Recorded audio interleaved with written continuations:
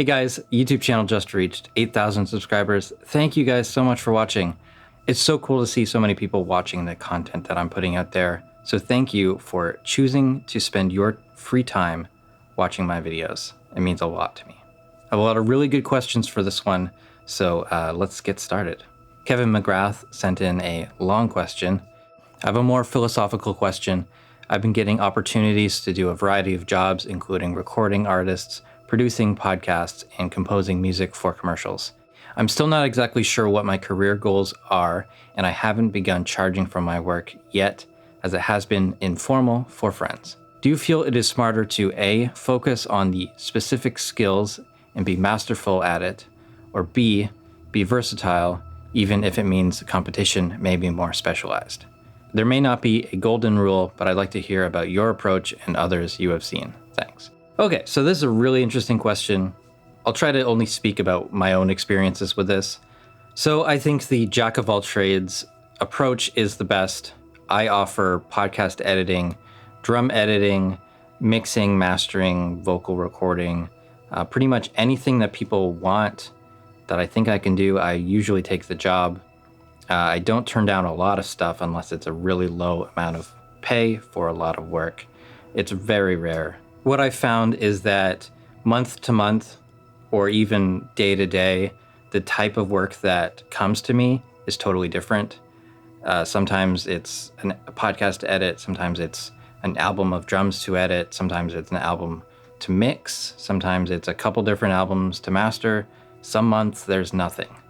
So you need to diversify. If I was only doing album mixing for death metal, then there's only so many albums from each artist that you know that are going to come out in a year. Probably not enough to keep you busy all the time. So I think you need to diversify, offer as many services as make sense to you, whatever you're comfortable in, and always charge for everything.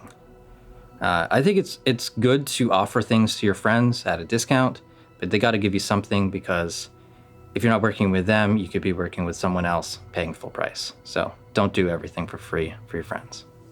Next question is from InXLsisDeo. Is there a reason why the SWS extensions aren't included by default in REAPER distribution? REAPER is a commercial product. It's not free. It's not open source. So as a result, it can't take anything that's open source and sell it as part of the package. It's kind of the same thing with the lame MP3 encoder. It can use it, but it's not included with it. That's my understanding of it. SWS includes some other libraries that are open source. There's one for tagging files and one for loudness normalization. So these things need to be kept open source, and they have their own restrictions and license agreements that go along with it. So that's why it can't be all one product right now. Next question comes from Eduardo Serrano. I'm mixing using mono plugins on mono tracks and stereo plugins on stereo tracks. My mono tracks are mono pan, my stereo tracks are dual pan. Is this setup okay, or should I modify something? I think there's no problems with doing this if you're comfortable with doing that, but I think it's a lot of extra steps for no real benefit. As far as processing goes, that may be a more efficient way of doing things. Mono plugins or disabling half the channels for whatever plugins you're using can actually save you half the CPU. But there are only a few plugins where that actually makes a noticeable difference. So for me, making sure that I choose the right plugin, making sure that I change the panning for every single mono track or stereo track, depending on what your default is, that's a lot of extra work, and that slows you down. And I like to just have one type of track. I grab one type of plugin, drop them on. I don't think about it.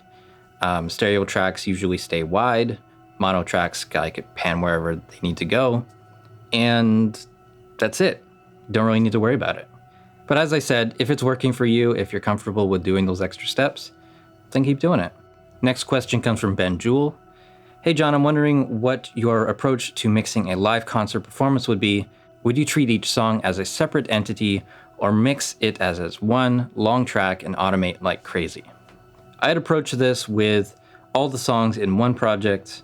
I would mark each song with a region, and then use markers to mark each section of the song. That lets you jump to any song as part of the set, or any chorus or anything. It's really easy just to navigate the project. It makes it seem a lot smaller. It's not an hour of content, it's 12 songs, that sort of thing. The bulk of the processing is going to be the same through the entire thing. You're probably not going to do a lot of automation for the drums, as long as the mics aren't moving. The setup is generally the same all the way through. What I would start breaking up into different tracks is anywhere the guitar tones change. Guitarists like to mix and match different guitars and different amps and stuff, different pedal chains on stage. If you break that up into separate tracks, sometimes you can save on automation. I've done an album that started kind of live in the studio and then ended up overdubbing half of the stuff on top of it. I tried to use the minimum number of tracks, and I ended up automating EQs like crazy, and it kind of ended up being a pain. Automation's a lot easier now than a year ago, so it probably wouldn't be that big of a deal, but I'd probably still break it up into different tracks. So you have a clean guitar track, slightly overdriven guitar track, heavy overdrive, and you basically use these 3 tracks to pre-mix all the guitars through the set. The bass is probably going to stay the same all the way through. Vocals are going to need different send levels to the reverbs and delays. Delays are going to need to be tempo matched, and that's something you can automate, or that's something that you'll need to automate. Yeah, so that's how I do it. Todd Barrage asks, how do you typically buy and listen to music? Back in the day, I used to buy a couple CDs every month. I'd listen to the radio, I would read magazines, I'd have all these different influences on what kind of music I would like or would want to buy. I ended up with a lot of CDs that I didn't like, and that's frustrating. Then I started downloading MP3s, which was great, obviously not legal. So I torrented for a long, long time. Years later, I found out about Grooveshark, which is now gone, but it was like a online streaming service, had practically everything. It was great. That went away. I started thinking about other options. There's Spotify, there was Apple Music, and a bunch of other things.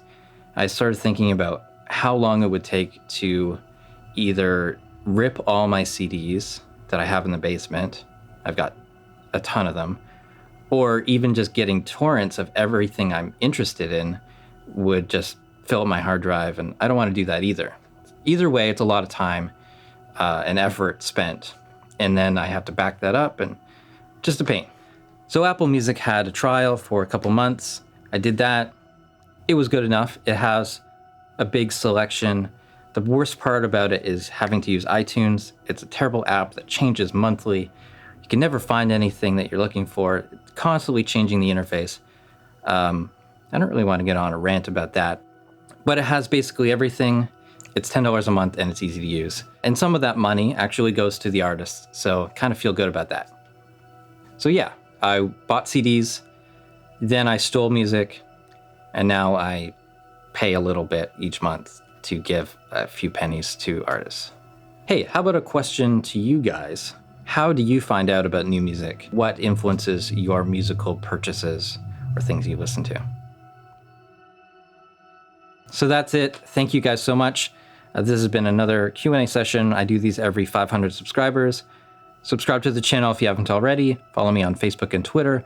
Support me with Patreon. Just passed a milestone with Patreon, $50 a month. You guys are paying for my coffee intake. I need that.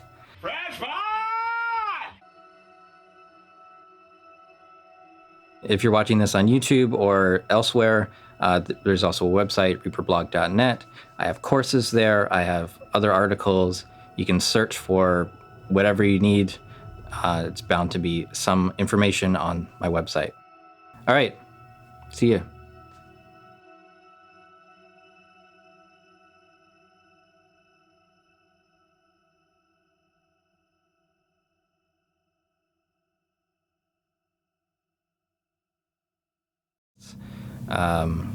Sometimes I'll have albums to mix. I'll have albums to...